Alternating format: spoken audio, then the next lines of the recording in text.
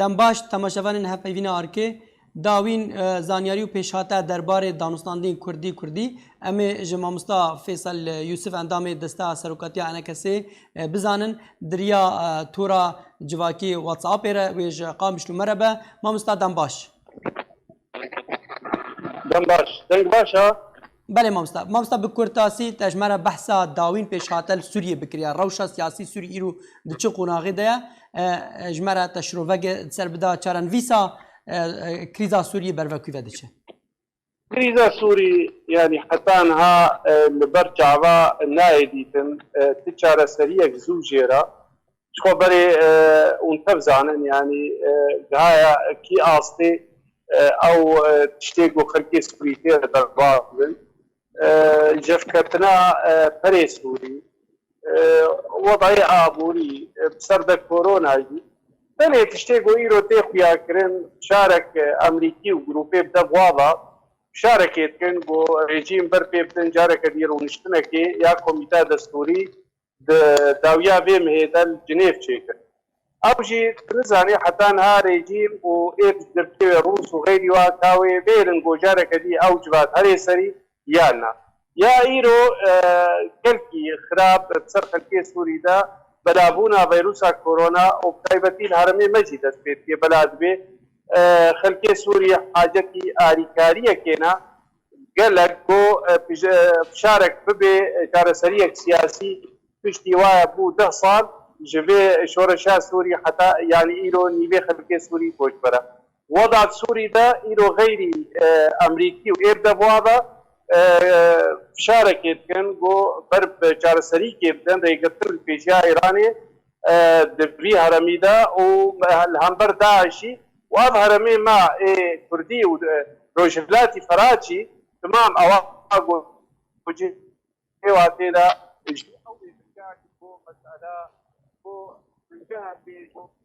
çareserîkê ji grîza Sûrî re heta niha ev heye. Belê mamosta hûn wekû em bêjin deverên Kurdî hûn gavên cuda cuda avêjin derbarê Kurdî den aliyên din ve hûn danûstandê we çê dibin. Em karî bizanin dawîn agahî û zanyarî û pêşhateyên dawî derbarê danûstandên we û aliyê diniyê Kurdî ku ev demeke hûn danûstanda de. Tu karî ji me re bidî zanîn? Tiştê gelek giring no Emerîkî û ev hevbendiya navdewletiya dijî Daeş îro pê dizanin ku girêngiyek Kurd û heremên Kurdî heye ji bo cîrcîkirina biryarê navdewletî do 2-4 Kurd wek netewekî bawer bi meselê Elmanî bi biryarê navdewletî bi çareseriyek siyasî pasî wê jî bingeheke ji bo ku bibe yekîtiyek ji muharada re. Serwî esasî ev dewlet dixwazin yekîtiyek na muharada bingeha wê ya ku îro danûstandin dibêjin rolek encûmenê ya encûmenan îctimaî Kurdî bê çareseriya siyasî Sûriya tamam de hebe di herêmê Kurdî de. Ew danûstandin dest pê bûye spazim ez dibêjim heta niha nerînek siyasî hevbeş bi hevdûre ser seranserî meselê Sûrî me helwesta me bi aliyê ser rejîm çiye li ser meselê dewletê der û dora çiye mafê milletê Kurd mesela vegera koçberên heremên Kurdî Efrînê Serêkaniyê Girêspî cîvcîkirina biryara navdewletî ev timam me bi hevdûre me nerînek siyasî hevbeş me bi em gihanê de. Ya di dua jî bingeha gotûbêjê danûstandinê me ku em bi hevdûre bikin rêkeftina di hokê xalayek kemîn ya çêkirina lêvegerek siyasî ku em bîrin jêre vê din destaya bilind ya Kurdî yan jî encûmenek Kurdî ya bilind got bira bidê xuyakirin got bira tabîreke ji milletê Kurd û demokratiyeta milletê Kurd re yek rêziya Kurdî yek helwesta Kurdî bidê nîşandan ji dewletê ê got xwedbînin got divê xwedbînin manî çareserkirinekê ji qetiya Sûrî re. Em gihane hinek xal di vê mesela lêvegerê de pênasiya wê got divê ev lêveger ev destaya xwedî mav bê di biryarê siyasî û stratîjî de bidê xuyakirin helwesta Kurdî yek di aliyê kesê navdewletî û di hundirû de bi qasî wê jî stratîjiyatê lazim كاربي برسميني هناك خالدي تريجي قو أبلي بقر أبدستايا برا كاربي نونركي عملتي كرد بكي باشروجي دا أستخوازم ببيجم حتى أنها أم بهيبينها أري أصلا جاي هنا أصلا جاي قو حتى أنها ببي سببك قو أم بيديالوكي بسكنين انتنا درفتك ديروكيا قو إيرو أمريكا تيدا درفتك ديروكيا قو إيرو هناك إيه ما وقت انجمنان اجتماعي كردي هر وقت ام بيجن يك هلوستا كردي او يا قوي بيلي خرد كرنا كاروباري كردي سر عرضي وكي ديجي دنگ بلند كرنا كرد وهبونا وخرطايا وصر مصاد وليا قوت فاضل جار سريه كي سوريا ربينن بيرجي آلية ديجي امولود بينن هناك تس قوبرات فاضل اب هلوس اب يكيتي هري سريب تايبتي اسفازم از بيجم حتى ها امريكي وقت دولتي قال لك فاضل بيرجي كاك مظلوم حتى انها قافن جديد فازيب دي نشاندان ويك هالوستيدا باش مامستا يعني ام بيجن خالين هافبش و دنرينك السياسي هافبش دا وراغهاند دريا كونغريغا روزنامه فواني ده اري باشا خالين كو هن ناكوكي والسر هنا خالين كو هن نجشتينا هاف ام قارن وخالا بزانن از دبيجم هي حتى انها تشتكي جو ام ببيجن ام تيدا سكنينا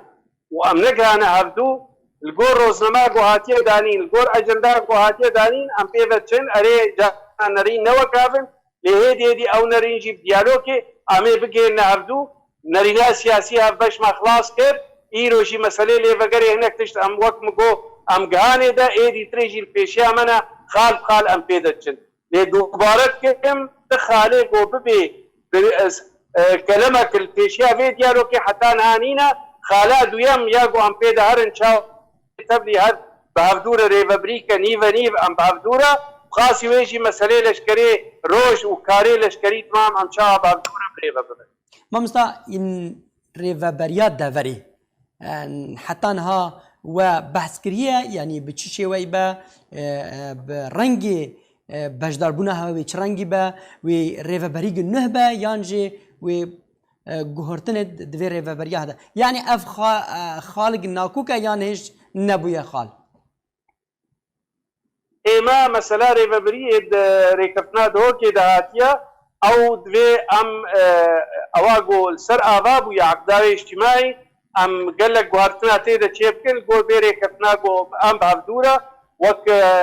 ليفجر وقت استعاب لدي قوتشي بي وقت نرينا سياسي هربش الجور ويري كفتنيت في ام كاربن بنجها او ريفابري سر آبا او قولار بي عقد اجتماعي ياد بي وكرنك دستوركي ام كاربن قهرتنا بخنية جور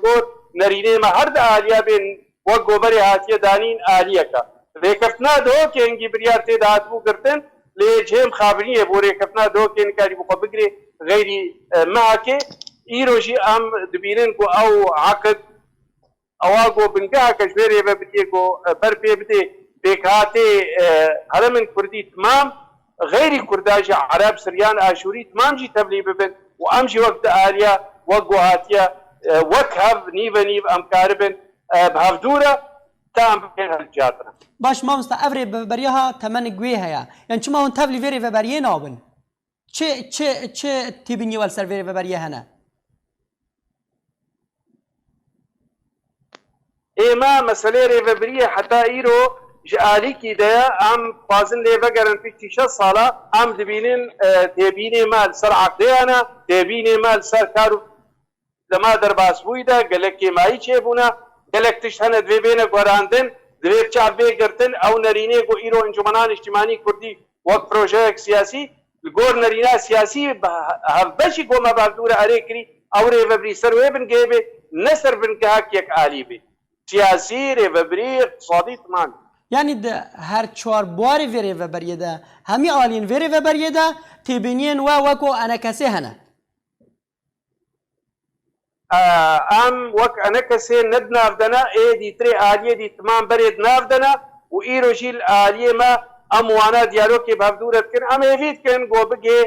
آستا كي گو ام تيدا بهفدورة گو اب ريفابري براب بياما تماما نهر يكي بآلي كي دبده گو إلش مرا وتبيني قولش آلية خدبدي أو ريفبريا قو خدمتها ملتي كرد بكي بروجيانا توي كردي بكي دنگي كردي بلند بي خورتايا ملتي كرد وهبونا وبجداريا وصار مصانع دولتي قوبرا خدي رول بيت دانينا دستور وباشروجي سوريا دبي ام هيفيت كن قولو بي بله ما مستباشه و دمك دريجه هون وادا نوسنادا يعني چما هون گاوي بسترنا اويجن يعني چتش دبا استنگي پیشا کار هوادا حتى هون بدرنگي گاوا داويجن يعني اما يعني مثلا درنگي امجي تخوازن هنكي غاواز وتربا فيجن لي ام تخوازن ريكفتنك بي گوبري كوبيك بي نا وقت بري ريكفتني ما يگوچوي دمكندا ام كاربن فشتا خوبتنا بتايبتي جي ايرو وقتي جو امريكان موضوع دنا كسينا بدولتي تيدنا و افري كفتن افنا كوكي هاي تمام چاره سر ببن گو مگاف گاف ما دست بكر ام گاوي خدا بيجن و جروب كي بهدوره گو ام كاربن كاروبار وخدمتش ملتي قربكن جبر بولو اصلا جاي قالك هنا ريبه بريك ابش صارج الي كي دعاتي اباكرن امشي وك بشك وك انجمنان اجتماعي كردي وك نافنشانك ج بروجا نتوي كرديرا ام تخوازن وانرينا واباوريا ام تبلي بيري بريبكن تايبتشي نرينا سياسي هبش وقتي قوما خلاص كر نتشتكي عندك ايروجي قابن باش ما ابيتنا مثلا ابا كرنا وي دستاب لندي كرديدا ام هيفيت كن دما بي بهتر نزيكتر ام كاربن في كاري البرما ام بريفا ببن ام بقنا انجامنا باش ما مستا يعني چی گارانتی هيا تو کاری چی گارانتی بدی کو افری کفتن جو وکری کفتنی بری پیشا خو براویتی نه کرن دما کو هون امضا بکن پشتی فی قز وقت دانو سادن هون هفر دکن جارک دی نه براویت کرن وکری کفتن بری و ابوار کری هاولرو دهوکه يعني هناك تشتبون دما درباسبوي ده هرش الصالي درباسبوي ده هات ويا كرن ده يعني ده 2014 وفرده وقتي مكاريب وريكفتن بهبدوره بكن ولو نشو سريجي بو بنداق كوباني بو بيش قرتنك دولي ج ملتي كردرا جو رزقار بونا كوباني ج دستي داعش وتيروريستا دركت بيشمرقه درباسبون حتى هناك كسي ارتشا آزاد درباس بون آریکاری کرن یا از خوازم بيجم اوري كفتنا ملتي كرد يا گوبرا گرانتي جي رابي يعني ايرو گرانتي جي امريكي چ عبدريت كن كاك مظلوم دبيجي زي گرانتي دم ام دبيجن تقديرات مدى اگر بيو اوري كفتن ببي چ عبدريا گو ايرو ريفبريا امريكي و گرانتيا گو كاك مظلوم دي و ناكوكي گو هاي چاره سر ببن و استفادهش تجاربه بري اواغو ايرو دست ديجيا حرمي ما ترك الآليكي نظام الآليكي دديني شاندان في وستيا بيري كفتني وهر يكي خجيب دي آليكي دروجي تيدا عمولو بهورن ووضعي حرمي ما ملتي ما قلقي الباش بي لهيفيه معنا قوما ام بيدر فتاة ديروكي امون دانكن برجوان دي ملتي ما تبرد بي امي برفي بدن گو ابری کفتن بردوام به نوکری کفتنی دیتری از خوازم از بیشم پیشگرتناوی جی تکرنج آلیه دوستا ج آلیه سروکاتیه و جهر آوی و ابری کفتن جارک دی نبی وک ای دیتری جبر گو جارنوسا حرمه ما ملت ما و جاری پی و خاصتا امولود بین ایرو سوریا دربک ساعتا تالی ده چاره سر کرنی نما جارک دید و گری وک بری 4 سال و 5 سال باش ما مستا مظلوم عبدی بشک جوی و سرپرشتیا و وادان استادا دکی وکو هند بیجن یعنی کسی جوان کسی گارانتی داره باشم مظلوم نابینه کو ایرو یعنی تشتی کو ده هرمین کردی ده چه دبش برچیبونه ج گرتیبونه ج لشکریان نچار ج رواندنا زاروگان ج گرتنا سرمارن کساتی و سیاستمداران یعنی برصفاواش وی کیرچیا اوانا نابنا اصلا گیش بو کاری هوا ام دبینن ابنا يعني دبي بشك جبوغو ام قابن باشتر بافيجن چاره سريا وانا ام دبینن تشتيگو ايرو ملتي مجيتي شي ام دين سر ماسه اواغو ام بيرن گو ملتي ما بي خوش ببي اب اصلا جاي هي ام چاره سريا جيره ببینن نبي جه برزگريكا وكلمات بيشيادان وسطانامه هروها ولوجيش كاك مظلوم ولوج امريكانا ولوج آليه دي ريجي شاندا بارتي يكيتيان اجتماعي كردي ام جبرت بيجن اب اصلا گو هنا ام جبرت بيجن گو چاوا ام بي ملت بير حد بكن نام وقت بارتي وقت انجمنان اجتماعي كردي يعني بارتي يكيتيان اجتماعي كردي تاني خرازي بكن ئەڤن شتێک ملەتێ مەدخوازێ داخوازێ واچنە ئاستانگاییە چنە دوێ ئەم تمامی بدنە ئالیکی ئەگەر مەسەلا تەجنی دەبێ ئەگە مەسەلا خوێندنێ بێ ئەگە مەسەلا زارۆکا بێ یان ئێدیترێ برحکی گۆ ئەم بخوازن ملەتێ ما بمەد وەختێ دەستایا چێ بوو بدە هەزار عالم دەرکەدە جادێ گۆتن دەستایا بلند نونەرتیامەتکی ئەمولۆ هێبینە گۆ ئەوڕێ کەفتن چێ بێ ملەت بێژێ ئەرێ نە ئەم هەردە ئالی خۆڕازی بکرد باش مامستا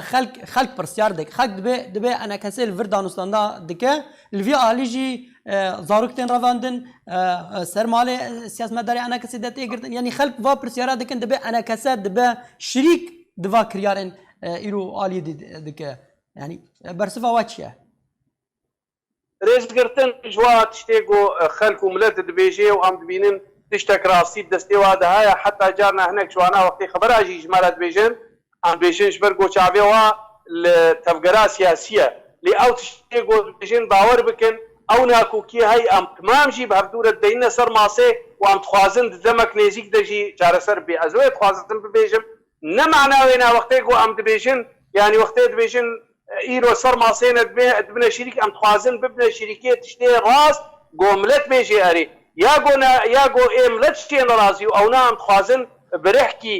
کوردایەتی وا مەسەلا تمامی چارەسەر بکن گۆ خەلک بێژێ ساعتاوە خۆش ئەم ئیرۆژی خۆ بدنە پاش عجب ئەف پرسگرێکی هەی وێ چارەسەر بن نا ئەم تخوازن بە هەردوورە دیالۆکێ دانوستاندنێ برحکی هەڤالتی براتی بێ مەسەلەی دانوستاندنێ و ئەم چارەسەری مامستا yani dibeko rêkeftina hewa emzekirina vê rêkeftinê bibe rêgir pêşiya van kiryaran ravandina zarokan girtin û leşkeriya naçar yani kiryarên ku bi cor têkirin bi serê miletê Kurd ji hejariyê û birçîbûnê û koçberiyê va tiştana hemiya dibe ku yani ev rêkeftina hewa bibe rêgirî pêşiya van karên he عین بدگوتنا شترا دبێژم belê ئەم دخوازن ئەو رێکەفتنە گۆ ملەت ژێرە بێژێ ئەرێ ئەو رێکەفتن ئەم پشتگرتناوێتکن بڤات شتێک گۆتە گۆت و غەیری وێناژی مەسەلەی ئابووری داد مەسەلەی لەشکەری داد مەسەلەی خوێندنێ داد هەر ئەوایدا یا گۆملەت پێرازی بێ نام دە ئالی تەنێ پێرازی باش مامستا ئەم دەبینن دوێ چارەسەر بێ belê yekemîn gava hewa paş emzekirina vê rêkeftinê wê çi be ئەم دەژین یەکەمین ئەو گۆ دوێ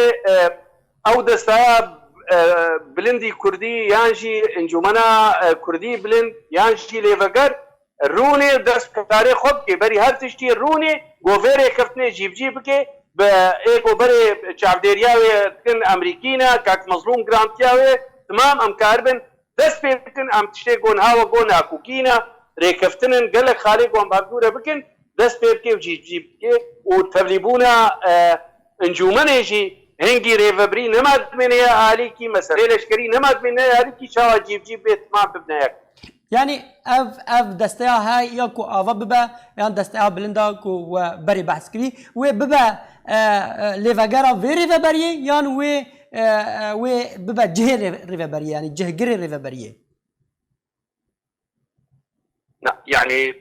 الدنيا تمامي دا يعني مثلا ريفبري اوا غودن وقت بيجي دا ثلاثه جي كرن سلطات تنفيذي بله واغاغو امد بيجي مثلا يا هري بلندي كردي سر هرمي كرد وبرياري غوتي دا اي سياسي اي استراتيجي اي غريداي بملتي كرد باستراتيجي ملتي كرد وي في بي وخو بريار جي بي دوي مساله دا مساله دا ساجيب جي كرني دا سلا جيب جي كرني او تري یا هرمê Kurdiya û dibêne cîb cî bike temamen nakeve cihê îdarê de yani rêveberiya wê desteya wî ser vê rêveberiya meselê stratîjî de bigot desteya aliyek xwedî biryar ew ê bimêne aliyek xwedî biryar û çavdêr ji vê meselê heyra piştî guhartina û cîbcîkirina vê rêkeftina gobê heta wextekî helbijartin çêbin ew helbijartin bike derecekê gonav wek nav lê dibê berlemanek wek هنگی اوی ببی خودیش هر تشکیره مامستا اف دستیا هوای بلند و سر وی ریوبریه ربه و او سر پرشتیا وی ریوبریه بکه یعنی و او سلطاوی تشریعی به ده صلاة تشریعی به لا صلاة تشريعي سلطات تشريعي ريفبرية او دستلات هذا سلطات تشريعي الحالي خويا مسألة جيب يا دستلاتات جيب جي كرني الآليكيا يا قبائل آليكيا افتمام لآلیکیه ایما ابا گونها ام تکن وقت آلیه سیاسی ام تخوازن خودی بریار بنگو او بریاره گو یک هلوستا کردی بخیک او بریار جیب بن سرباد استلاتا باشه ما مستعم آری گدی و رکفتنا و البرچاو بگرن یان جه ام برای قابلنا مجارا و برای نه و آواکری برای آشتی و آزادیه گلو اف برای یعنی ما بسته هواجی چیه؟ وەک انجومەنان نیشتیمانی کوردی هەر وەختی ما بریار داگ و ئەم کاربن بەکری بن سەر گروپن پارتیên ئێد ناو ئۆپۆزیسیۆنê وڵاتپارێزن هەندروێ سووریادا ما خۆست دیالۆکێ بکەن gelek ئالیارە ئەم gelek ئاژوا ڕۆنیشتن حتا مینەسا قایرا یا مۆسکۆ تەنسیق دناب ئەتیلافێ دە هەنێک گروپە بوون و دنابرەژی ئێمە وەک هەرمێ کوردی گوام تێدا ده آلی عرب و سریان آشورین ایگو ام هفدور روشانه به هفدور درابن و درونن کاری روشانه یم هفدور دکن ما کاری بو پشتی دیالوگ چند هیوا درباس بو ما کاری بو امو ریخستنا سوریا دیموکراتی و امو شپیلا پاشروجی سوریا سرکتیا برز جربا ام بگنه وی آنیا گو مناف کر آنیا آشتی و آزادیه گو نرینه ما سر مسئله سوریا پیکرنا بچاره سریا سیاسی دندروی سوریا گور بریارات دو پیچ چاد اعترافك بما في ملتي كرد الهندروي سوريا وك ملتك السر عردي اباكرنا سوريا ننافندي ايروجي ام بهفدورا في كاروباريتكن قاسي ويجي قالك جاري تي برسين اباني براز سر حسابي في ديالوكا وهبالي بارتيه كيتيان اجتماعي كرديه ام بيجنا جبر غوري خصنا اشوري بري حتى جرباجي بيرنا في ديالوكيرنا في كالوستيرنا وام كاربن بهفدورا برا ام ببنى بشك جار سريا سياسي دندروي سوريا تمامي دا باشه ما مستهون وك انا كسي ميكانيزما كاركنا هوا دوي بريدا ودقال اگر هون گشتن ريكفتنگي د آليه دني كرديرا و بچرنگي به يعني هوني چرنگي دوي بريدا به و چرنگي د دسته بلند بجن اگر هاتو انجام و ريكفتنا هوا به دانستان دي به انجمنان اجتماعي كردي حتى انها ائتلاف ده انجمنان اجتماعي كردي دستايا تفاوض ده بيكاتي حفتايا انجمنان اجتماعي حتى هبونا و القاهرة حتى انها نبي علاقته ايروجي وقتيكو اباني تشيت كيكو كاربي برا اف بيوندي وتيكليه و فا اليات مامي دب اوايكي جو اعترافك ما في ملتي كرد ببي وك مقوشي ابانيا جو هيا ندجي بي ديالوكيا بشتي بكاري وجي كرنا كاري وابا جونها ام اف ديالوكا جو ام خوازن دمك نزيكتا دميني وك ما جو دم مرحله دما بشتي ريكفتني اميدان وسطاننا بيكاتا تمامي ربكن جو بيكاتي ايمي هرم ده تمام ام بهدوره كارك يمكن ازولو باورم هاگه نرينا سياسي يا هفبشي قدنا بينا ما وبهذه دا ما بهدوره ام كهانه دا ونرينا سياسي يا جو ايرو اف برياني واشتي تبدي برهفدو نسبك قلك باش وك هفته هنگي وقتين نريني سياسي بونيك او دبي رنگه كيديش تيكليش كارو بارا بهدوره باشه ما مستا تا دسپیک داشت گفت چرنگی و دانستاندن و برای کو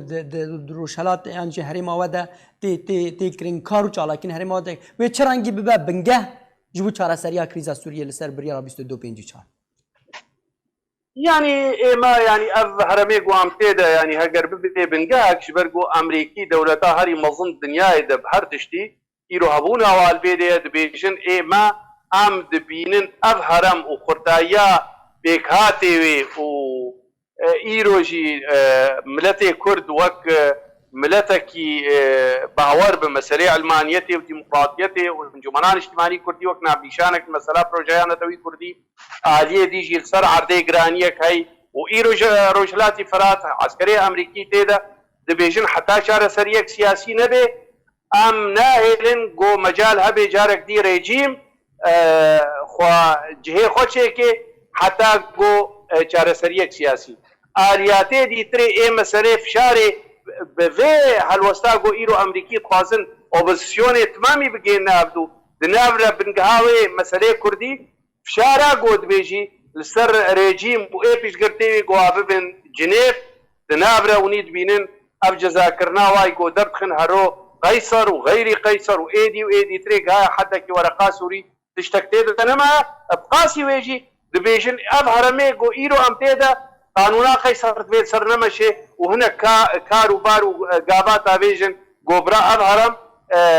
نا جهه يعني اف جزاكو او دبيجن نابي قيصر وغيري قيصر سروانا مشي اف دهيري يعني وقت بيجي الياتي قو ايرو البرجعبانه وفشارا قوت كن السر ريجيم وايه اف بنديوي واف يكيتيا قوت كيد اطاري معارضه وهالوستا كردي تخيك قو رينا دي ريجيم يانجي ايه بيرت سكنن قبرا دي بالا نظام قوي جارك دي كاربي خو بقريني بي چاره سريه اكتياز ولو دي تناما اف يعني مامۆستا فێسەل یوسف ئەندامێ دەستەیە سەرۆکاتیا ئەنەکەسێ و ئەندامێ دەستەیە دانوستاندکارنێ دانوستاندکارە کوردی